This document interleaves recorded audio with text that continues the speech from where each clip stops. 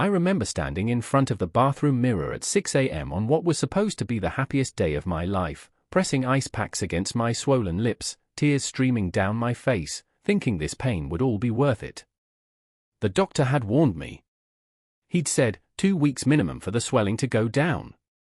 Your wedding is in 4 days. But I didn't listen. I couldn't listen. Because Michael had mentioned, just once, just casually over dinner 3 months earlier, how he thought fuller lips were attractive. Just one comment. One throwaway sentence that I let burrow into my brain and convince me that I needed to be different, better, more desirable for him on our wedding day. The procedure cost me $3,000 I'd saved from working double shifts at the hospital where I was a nurse.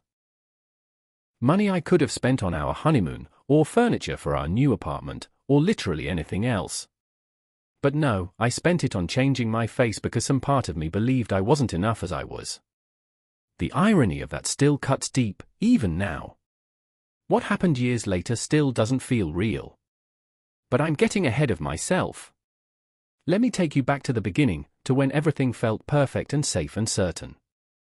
Michael and I met during my second year of nursing school. He was a pharmaceutical sales rep who came to our hospital twice a month, always impeccably dressed, always smiling, always knowing exactly what to say to make everyone in the room feel special. I noticed him before he noticed me, which should have been my first warning sign, but when you're 24 and someone that charming finally turns their attention to you, logic goes straight out the window. Our courtship was textbook perfect. He took me to nice restaurants I couldn't afford on my student budget. He sent flowers to my apartment with handwritten notes. He met my parents and charmed them instantly, talking to my father about baseball and complimenting my mother's cooking. He attended my graduation and was the loudest person cheering when I walked across that stage. When he proposed on a beach in Santa Monica at sunset, with a ring that must have cost him months of salary, I genuinely believed I was the luckiest woman alive. We planned the wedding for 18 months. I wanted everything to be perfect because he deserved perfect. That's what I told myself. He deserved a wife who looked stunning in her wedding dress. He deserved someone who could stand next to him and make him proud. So when he made that comment about lips, about how he found that feature attractive, something inside me twisted and tightened and whispered that I needed to give him that. I scheduled the lip filler procedure without telling him. I wanted it to be a surprise. I wanted to see his face light up when he saw me walking down that aisle, looking like some enhanced version of myself that I thought he wanted. The doctor who performed the procedure was professional, licensed, everything by the book. He showed me before and after photos. He explained the risks. He told me about the swelling, the bruising, the recovery time. And I nodded along and signed all the papers and told him I understood, even though I was only hearing half of what he said because my brain was already imagining Michael's reaction. The procedure itself wasn't terrible. Some pinching, some pressure, some discomfort, but nothing unbearable. The doctor said everything went perfectly. He gave me aftercare instructions and pain medication and told me to take it easy for a week. I left his office feeling excited and nervous and slightly guilty for keeping this secret from Michael, but mostly just excited. By that evening, my lips had swollen to twice their normal size. By the next morning, they looked like I'd been punched in the mouth. The bruising started spreading across my lower face. I called the doctor in a panic, and he calmly explained that this was normal, that some people swell more than others, that it would go down in a few days. But the wedding was in 4 days. 4 days. And I looked like I'd had an allergic reaction to a bee sting. I tried everything. Ice packs every hour. Anti-inflammatory medication. Sleeping with my head elevated. I barely slept at all, actually, because I was so anxious watching the clock tick down to the wedding while my face remained swollen and distorted. I started telling people I'd had a dental procedure gone wrong. I started wondering if I should postpone the wedding. But we'd already paid deposits on everything. The venue, the caterer, the photographer, the band. Our guests had already booked flights and hotels. I couldn't postpone. I just had to hope the swelling would go down enough that I could cover the worst of it with makeup. Michael called me the night before the wedding. We decided to spend the night apart, honoring that old tradition about the groom not seeing the bride before the ceremony. His voice was warm and happy, talking about how excited he was, how tomorrow would be the beginning of our forever. I wanted to tell him about the lips right then. I wanted to confess what I'd done and why I'd done it and ask him if he'd still love me even though I currently looked like a cartoon character. But I didn't. I just said I loved him and I couldn't wait to marry him, and we hung up, and I cried myself to sleep pressing ice to my face. The morning of the wedding, I woke up at 6. The swelling had gone down slightly, but my lips still looked dramatically larger than normal, and the bruising had taken on a yellowish tinge that makeup could only partially hide. I sat in that bathroom, looking at my reflection, wondering what the hell I'd been thinking. My bridesmaids arrived at 7 to start getting ready, and they all did that thing where they tried not to stare but couldn't help staring, and I had to explain about the dental work over and over until I wanted to scream. By noon, I was in my wedding dress. By 1, my makeup artist had done everything humanly possible to minimize the appearance of my swollen, bruised lips. By 2, I was standing in the bridal suite of the venue, bouquet in hand, listening to the string quartet playing in the ceremony space, feeling my heart hammer against my ribs. This was it. In 30 minutes, I'd be walking down that aisle. In 30 minutes, Michael would see me and we'd exchange vows and everything would be okay. The lips would heal. The swelling would go down. We'd laugh about this someday. My father knocked on the door at 2:15. It was time to line up for the processional. I took one last look at myself in the mirror, decided I looked acceptable despite everything, and walked out into the hallway where my bridesmaids were already lined up. The wedding coordinator was bustling around with her clipboard, checking off last-minute details. The flower girl was practicing dropping petals. Everything was happening exactly as we'd planned. Then the coordinator's phone rang. I remember watching her face change as she answered it. The professional smile dropping away. The color draining from her cheeks. She stepped away from us, speaking in hushed tones, and I felt something cold settle in my stomach. Something was wrong. I could feel it the way you can feel a storm coming before the first raindrop falls. She hung up and walked directly to me, and I knew. I knew before she opened her mouth. I knew from the look in her eyes and the way she reached out to touch my arm like she was bracing me for impact. "I'm so sorry," she said. "Michael isn't here.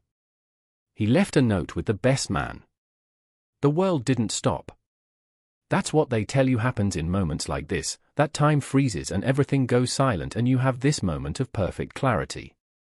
But that's garbage. Time kept moving at exactly the same speed it always does. The string quartet kept playing. The flower girl kept dropping petals. My bridesmaids kept standing there in their matching dresses. Nothing stopped. Nothing changed except me. I think I said something like, "What do you mean he isn't here?" which in retrospect is such a stupid question because those words are pretty clear. He isn't here. He's supposed to be here and he's not. But my brain was scrambling for any alternate explanation, any universe where this wasn't happening. The coordinator was still talking, something about the best man being willing to read the note aloud or bring it to me privately, whichever I preferred, and I remember thinking how absurd it was that I had to make decisions right now. That someone was asking me to choose how I wanted to receive the information that would destroy my life. "Just give me the note," I said. She sent someone to get it. Those 3 minutes of waiting felt longer than the entire previous 2 years. My bridesmaids surrounded me, but nobody spoke. What could they say? My maid of honor, Jessica, who'd been my best friend since high school, kept touching my arm and then pulling her hand back like she didn't know how to help. My father stood there looking confused and angry, asking questions nobody could answer. And I just stood there in my wedding dress that had cost $1,800, holding my bouquet that was already wilting in my sweaty hands, feeling the weight of 200 guests sitting in that ceremony space waiting for a wedding that wasn't going to happen. The best man, Derek, appeared with an envelope. His face was pale and he wouldn't make eye contact with me. He handed me the envelope like it might explode, then retreated so fast he nearly tripped over his own feet. I remember thinking that was probably the last time I'd ever see him, that Michael's friends would all disappear with him, that I was about to lose not just a fiancé but an entire social circle. I opened the envelope. My hands were shaking so badly I almost tore the letter inside. It was handwritten in Michael's neat, precise script. The same handwriting that had been on all those romantic notes he'd sent with flowers. The same handwriting that had signed our apartment lease. The same handwriting that was supposed to sign our marriage certificate in about 15 minutes. The letter said, "I can't do this. I'm sorry. I thought I could, but I can't. This isn't about you. This is about me not being ready. I hope someday you can forgive me. I've arranged for someone to cancel all the vendors and notify the guests. Don't try to contact me. I need time to figure things out. Again, I'm so sorry." That was it. 6 sentences to end 2 years of my life.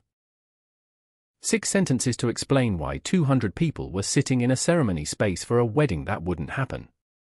6 sentences to justify abandoning me in a wedding dress with swollen lips I'd altered specifically for him. This isn't about you. That line. That specific line. I must have read it 50 times standing there in that hallway. This isn't about you. What the hell did that even mean? How could abandoning your fiancé on your wedding day not be about them? How could walking away without explanation not be about the person you're walking away from? I don't remember deciding to tell everyone. I don't remember walking to the entrance of the ceremony space. But suddenly I was there, standing at the doorway, looking at 200 faces turning to look at me. Someone cut the music. The silence was suffocating. I saw my grandmother in the second row, smiling at me with tears in her eyes. I saw Michael's parents in the front row, looking confused.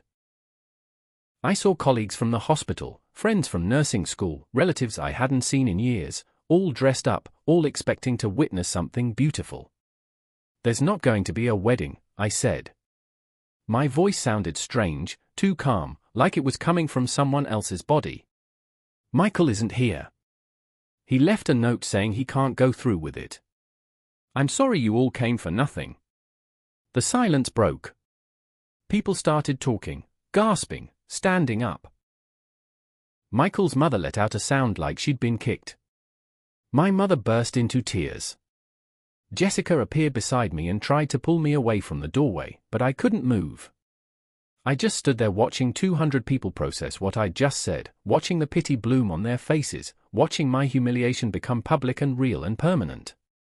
Someone eventually guided me back to the bridal suite.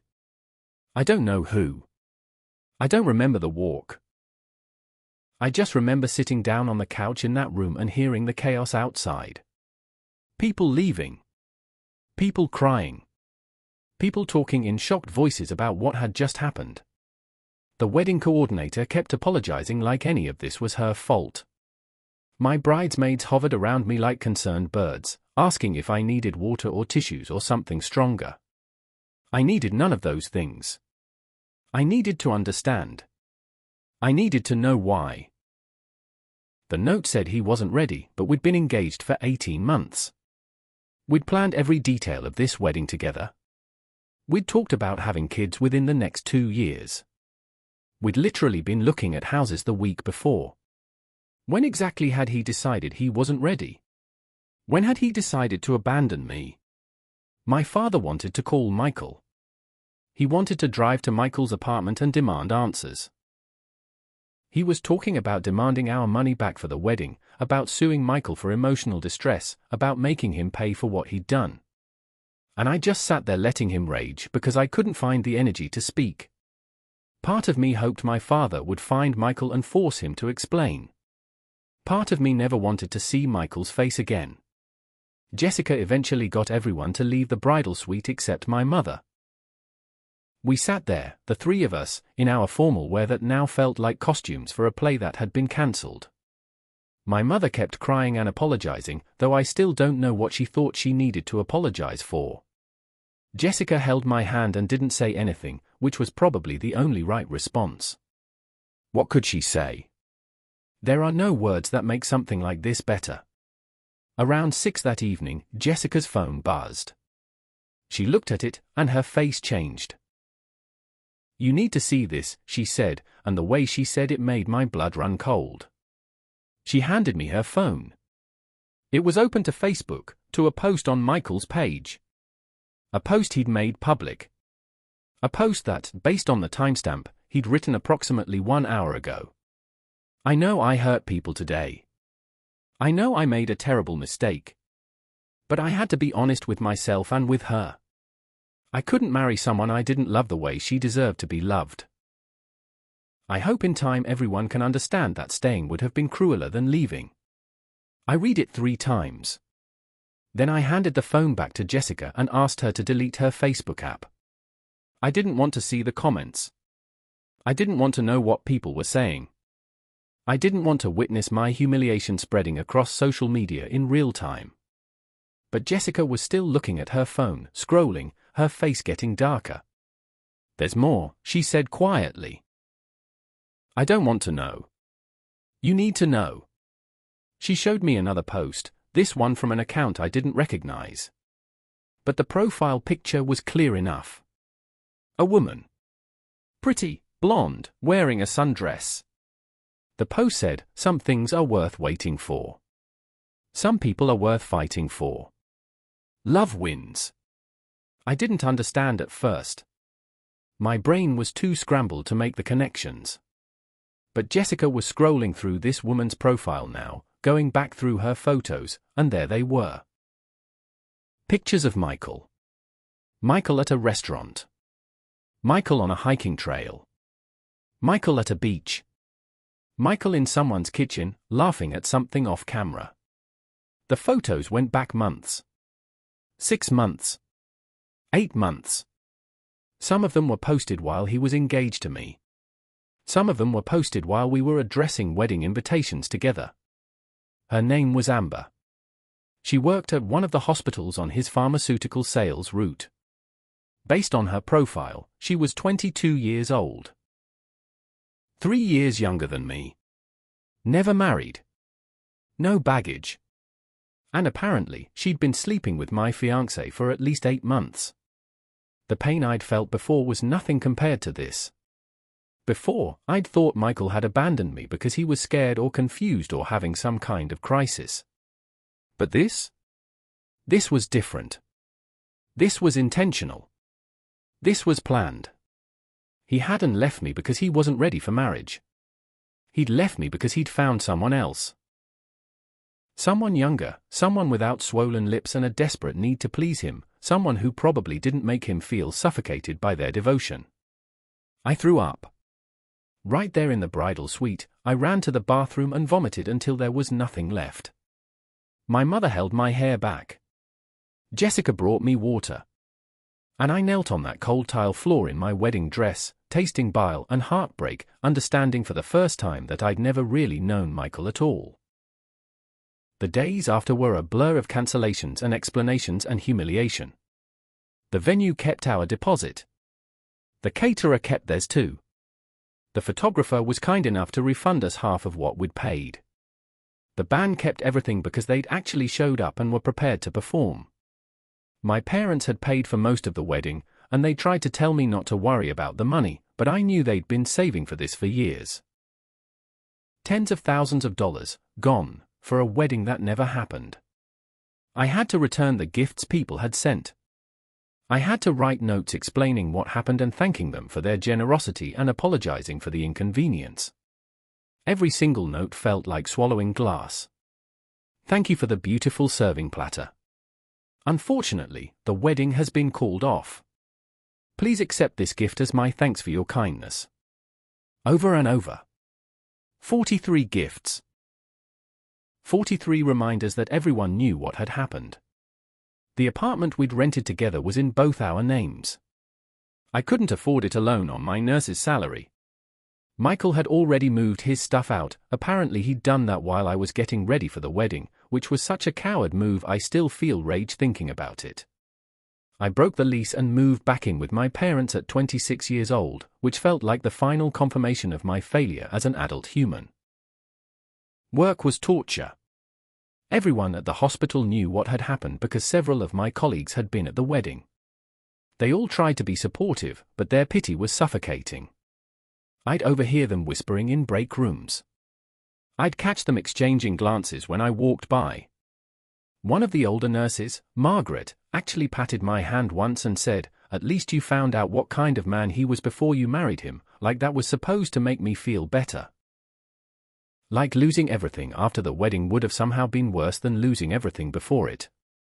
I started seeing a therapist because my mother insisted, and to her credit, Dr. Patterson was helpful. She helped me understand that what Michael did wasn't my fault, that his cheating was his choice, that his cowardice was his character flaw, not mine. But she couldn't make the pain go away.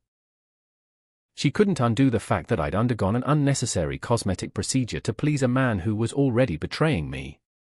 She couldn't restore my trust in people or relationships or my own judgment. The lip swelling eventually went down. Within 2 weeks, they looked normal again. Well, not normal, they looked fuller, the way I'd intended, the way Michael had apparently wanted. I'd catch myself in mirrors and not recognize my own reflection for a moment. These weren't my lips. These were lips I'd bought or a man who didn't want me. Every time I looked at them, I thought about that. Every single day. I found out more about Amber over the next few months, not because I went looking but because people told me. People love to tell you things that hurt you under the guise of thinking you should know. Apparently, Michael had started dating her publicly about 2 weeks after our non-wedding. Apparently, they'd met through his work 11 months before he left me at the altar. Apparently, he'd been planning to leave me for a while but hadn't figured out the timing until the wedding day, when he finally decided to just rip the bandage off. Derek, the best man, called me once. He was drunk and guilty and wanted to confess that he'd known about Amber. Not the whole time, but for at least 3 months before the wedding. He told Michael to call it off, to tell me the truth, to not go through with the wedding if he was cheating. But Michael had convinced him that it would blow over, that he'd end things with Amber, that he just needed to get through the wedding and then everything would be fine. Derek had believed him. Or at least, Derek had convinced himself to believe him because the alternative was confronting his best friend and potentially ending their friendship. I told Derek I never wanted to hear from him again and hung up. His guilt wasn't my problem. His cowardice wasn't my burden to ease. He'd watched me plan a wedding to a man who was betraying me and said nothing, and that made him complicit as far as I was concerned. The worst part wasn't the heartbreak, though that was substantial. The worst part was the self-blame. The voice in my head that kept asking what I'd done wrong. If I'd been prettier, would he have stayed? If I'd been less needy, less devoted, less eager to please, would he have loved me? If I hadn't gotten those stupid lip fillers, if I'd just been confident in myself, would things have been different? Dr. Patterson kept telling me that none of this was my fault, that Michael's choices were his own, that I couldn't have prevented this no matter what I did. But that voice persisted. I stopped dating entirely. For the first year, I told people I wasn't ready. By the second year, I'd stopped explaining. I just wasn't interested in putting myself through that again. I didn't trust my judgment anymore. I didn't trust anyone's intentions.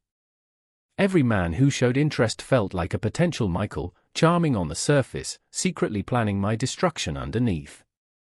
My career became my focus. I threw myself into nursing with an intensity that worried my parents but kept me functional. I took extra shifts. I volunteered for the most difficult assignments. I worked holidays. I became known as the nurse who was always available, always reliable, always professional. It gave me purpose when I had none elsewhere. It gave me value when I felt valueless. The social media posts from Michael and Amber slowed down after about 6 months, which I only knew because Jessica still monitored them despite my requests that she stop.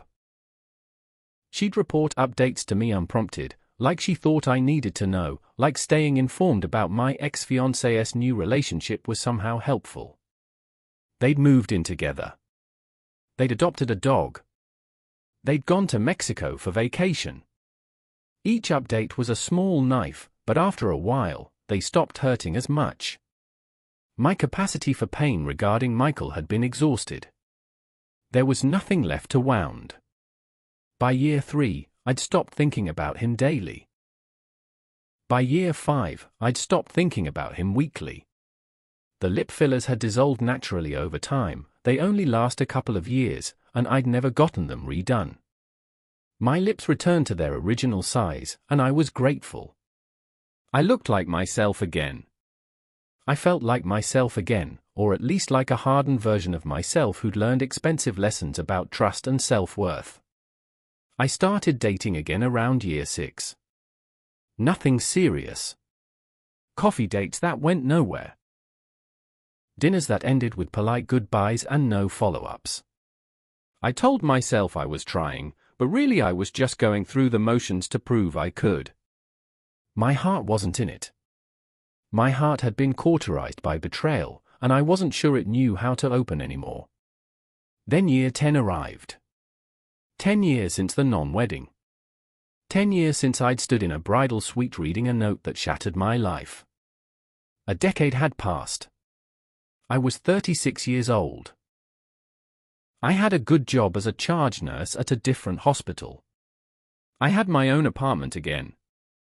I had friends, hobbies, a life that felt stable if not exactly fulfilling. I'd rebuilt quietly, without fanfare, without anyone really noticing the work it had taken. Most people had forgotten about the wedding disaster. New scandals, new gossip had replaced mine in the collective memory. I thought about Michael rarely by then. When I did, it was with a detached sort of curiosity about whether he'd married Amber, whether they'd had kids, whether his life had turned out the way he'd imagined when he abandoned me. But I never looked. I never checked social media. I'd learned that knowing wouldn't help anything. The phone call came on a Tuesday evening in October. I was home after a long shift, eating leftover pasta and watching some mindless reality show, exactly the kind of quiet evening I'd grown to appreciate. My phone rang with a number I didn't recognize. Normally I'd let it go to voicemail, but I'd been expecting a call from the pharmacy about a prescription, so I answered. Hello? Silence. Then breathing. Then a female voice, shaky and uncertain. Is this Sarah? Yes. Who's this? More silence. I was about to hang up when she said, This is Amber. Michael's? Michael's fiancé. Or ex-fiancé? I don't know. It's complicated. Everything stopped. The TV kept playing. The world kept spinning. But I was frozen with my fork halfway to my mouth, my brain scrambling to process what I'd just heard. Why are you calling me? My voice came out colder than I intended, but I didn't care. What right did this woman have to contact me? What could she possibly want? I found your number in Michael's phone. Under Do Not Call. Which made me curious, obviously, so I looked you up and... I know what happened. With the wedding. I didn't know at the time. I swear I didn't know. He told me you two had already broken up before we started dating, but then I found some things and I realized he was lying and she was rambling, words tumbling out in a panicked rush. I need to talk to someone who knows what he's like. I need to know if I'm crazy. Why would you think you're crazy? Because he's doing the same thing to me. Her voice cracked. We've been together for 9 years. We've been engaged for 3. We've planned a wedding twice and he's postponed it twice with different excuses. And I just found messages on his phone from another woman. Messages going back at least a year. And when I confronted him, he said it wasn't what it looked like and I was being paranoid and I was driving him away with my insecurity. But I'm not crazy, right? I'm not making this up. I should have hung up. This wasn't my problem. This woman had been part of destroying my life, whether she knew it or not. I owed her nothing. But I heard something in her voice that I recognized. That desperation for validation. That need for someone to confirm that you're not losing your mind, that your reality is real. No, I said quietly. You're not crazy. He's doing to you exactly what he did to me. She started crying. Proper crying, the kind where you can barely breathe between sobs. I gave up so much for him. I moved across the country. I left my family. I turned down job opportunities because he said we'd get married soon and start our life together. And now I'm 31 and I've wasted almost a decade on someone who's never going to marry me. He left me at the altar, I said. In front of 200 people. After 2 years together. After I'd undergone a cosmetic procedure to look better for him on our wedding day. He left a note and ran, and I found out 2 hours later that he'd been cheating on me with you for 8 months. So no, Amber, you're not crazy. You're just the next woman in line. The silence on her end was heavy. Then, I'm so sorry. I didn't know. I swear I didn't know. He told me you were already separated. He said the wedding was called off because you both realized it wasn't right. He made it sound mutual. It wasn't. I know that now. I know a lot of things now. She let out a bitter laugh. He has a type, apparently. Young nurses he meets through his sales route. I'm a nurse too. Did you know that? I'm sure the woman he's messaging now is probably a nurse too. It's his pattern. Something cold and sharp settled in my chest. How long have you known about this other woman? I found the messages 2 weeks ago. I've been trying to decide what to do. Part of me wants to believe his explanations. Part of me knows I'm being an idiot. And then I found your name in his phone with that note, "Do not call," and I thought maybe you could help me understand who he really is. He's a coward, I said flatly. He's a selfish, manipulative coward who will tell you whatever you want to hear until it becomes inconvenient for him to keep up the act. Then he'll disappear or blame you or both. He'll make you feel like everything is your fault, like you're too demanding or too insecure or too something. And then he'll move on to the next woman without looking back. That's what he's doing, she whispered. He's making me feel crazy for asking questions. He's acting like I'm the problem. You're not the problem. He is. He's always been the problem. We talked for another 20 minutes. She told me about the postponed weddings, the excuses, the patterns of behavior that matched exactly what I'd experienced. The charm that drew you in. The slow erosion of your confidence. The way he made you feel special and then made you feel desperate. It was like listening to my own story told by someone else. Before we hung up, she said, "I'm leaving him. I'm going back home to my family. I just needed to hear someone confirm that I'm not overreacting." "You're not," I said.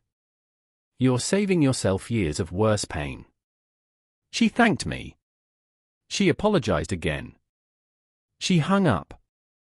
And I sat there in my quiet apartment, feeling something I hadn't felt in years.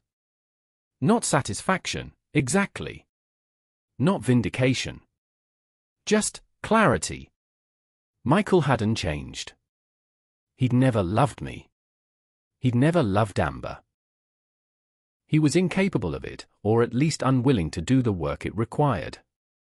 We hadn't failed him. He'd failed himself. 3 days later, I got a friend request on Facebook from Amber. I'd reactivated my account a year earlier after Jessica convinced me I was being ridiculous hiding from the world. I accepted the request out of curiosity. Amber's profile was now public, and her most recent post was a long caption over a photo of herself looking tired but determined.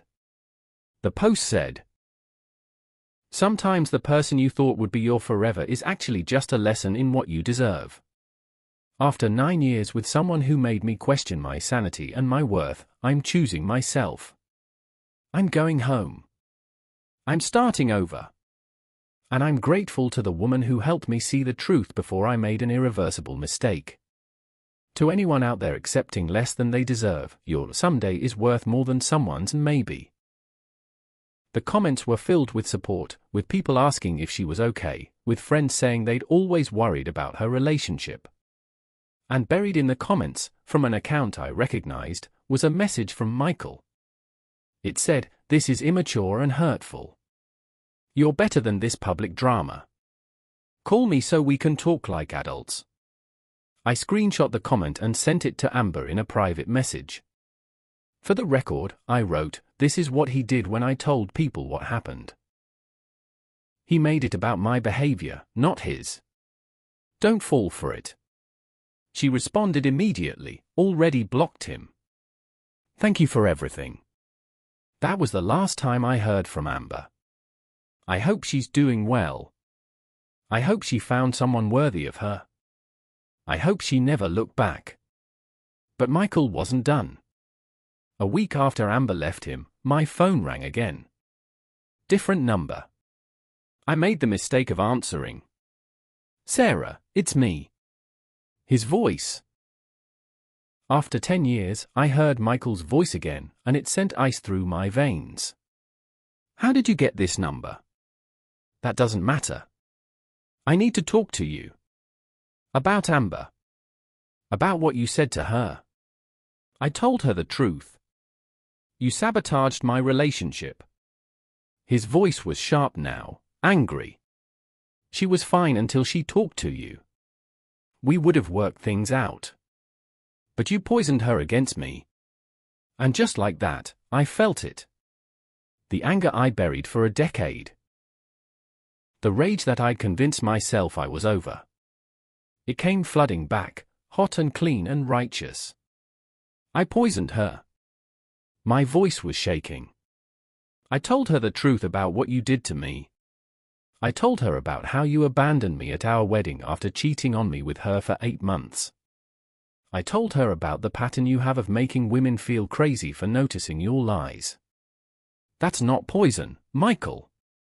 That's information she deserved to have. You had no right. I had every right. I was shouting now, which I never did. You destroyed me. You took 2 years of my life and tens of thousands of my parents' dollars and my ability to trust people, and you threw it all away for someone younger and prettier and more convenient.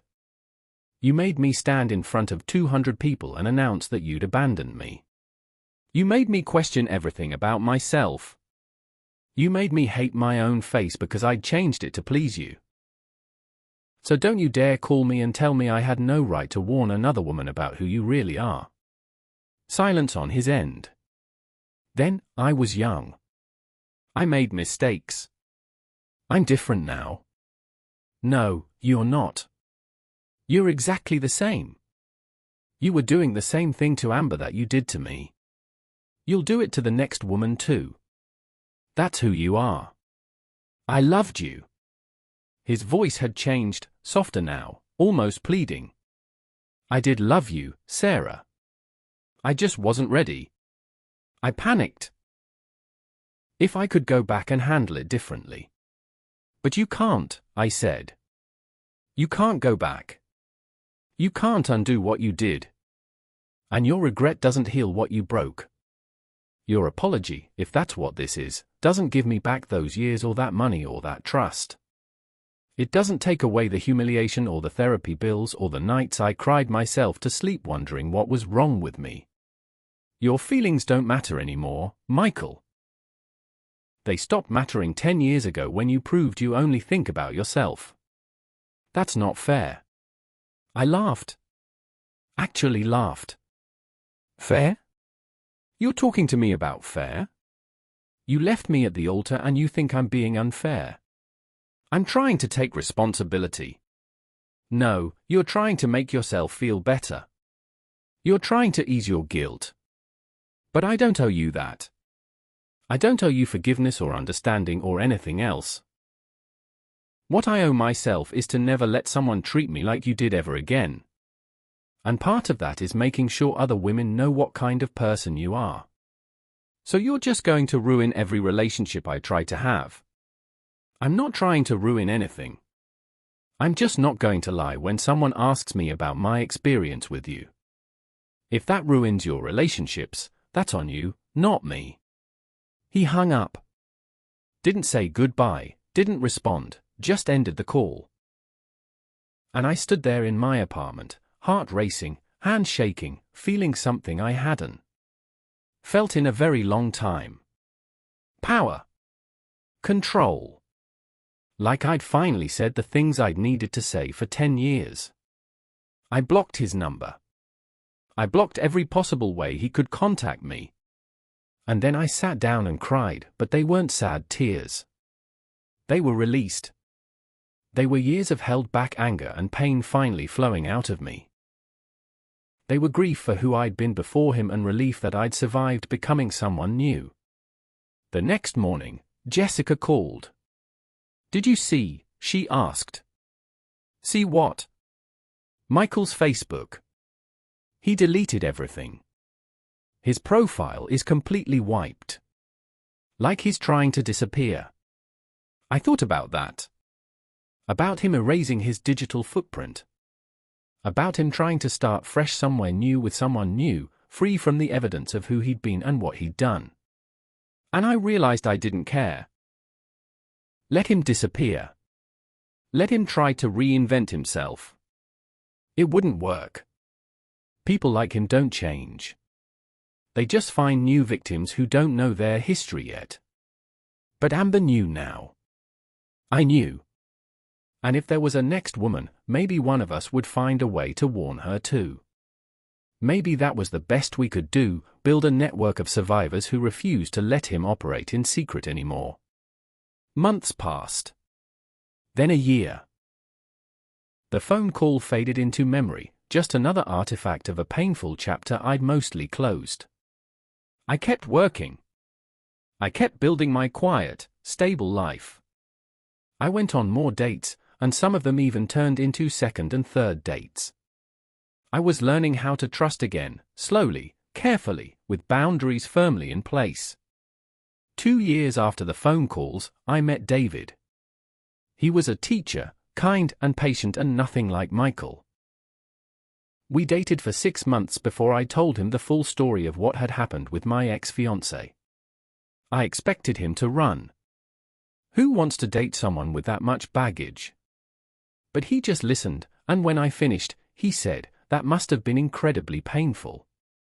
But it sounds like you survived it and became stronger. That's impressive." We got married a year later. Small ceremony, 30 people, in a garden. I wore a simple dress. My lips were exactly as they'd always been, natural and mine. David looked at me like I was the most beautiful thing he'd ever seen, and I believed him because his actions matched his words. He showed up. Every single day, he showed up. Standing there exchanging vows, I thought about that other wedding. The one that never happened. And I felt grateful.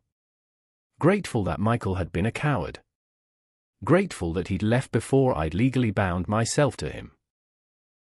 Grateful that I'd had 10 years to become someone who knew her worth before I found someone who truly valued it.